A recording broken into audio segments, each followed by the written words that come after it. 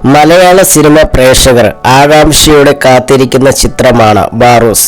അഭിനയത്തിൽ കാലങ്ങളായി നിറഞ്ഞു നിൽക്കുന്ന മലയാളികളുടെ ഇഷ്ടനടൻ മോഹൻലാൽ ആദ്യമായി സംവിധാനം ചെയ്യുന്ന ചിത്രം എന്ന രീതിയിൽ ബാറൂസ് ആദ്യം മുതലേ ചർച്ചാ വിഷയമാണ്.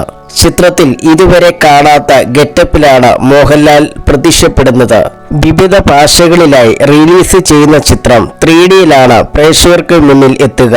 ഈയിടെ ഇറങ്ങിയ ചിത്രത്തിന്റെ ട്രെയിലറിന് മികച്ച അഭിപ്രായങ്ങളാണ് സോഷ്യൽ മീഡിയയിൽ ലഭിക്കുന്നത്.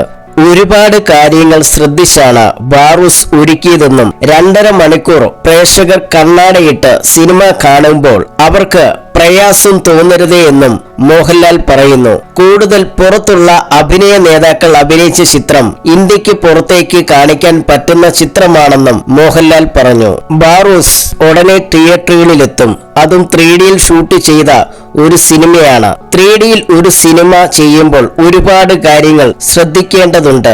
നമ്മൾ 2 കണ്ണുകളാണ് ഷൂട്ട് ചെയ്യുന്നതെങ്കിൽ അതിന്റെ അലൈൻമെന്റ് അടക്കമുള്ള ഒരുപാട് കാര്യം ശ്രദ്ധിക്കണം. 2.5 മണിക്കൂർ ആളുകൾ കണ്ണാടയിട്ട് സിനിമ കാണുന്ന സമയത്ത് അവർക്ക് ബുദ്ധിമുട്ടുണ്ടാവരുതല്ലോ.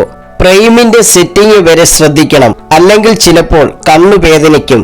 ഒബ്ജക്റ്റുകളുടെ ലെങ്തിങ് കാര്യങ്ങളൊക്കെ പ്രധാനപ്പെട്ടതാണ്. പിന്നെ അതിന്റെ റീറെക്കോർഡിംഗ് ഒക്കെ പുറത്തുവെച്ചാണ് ചെയ്തിട്ടുള്ളത്.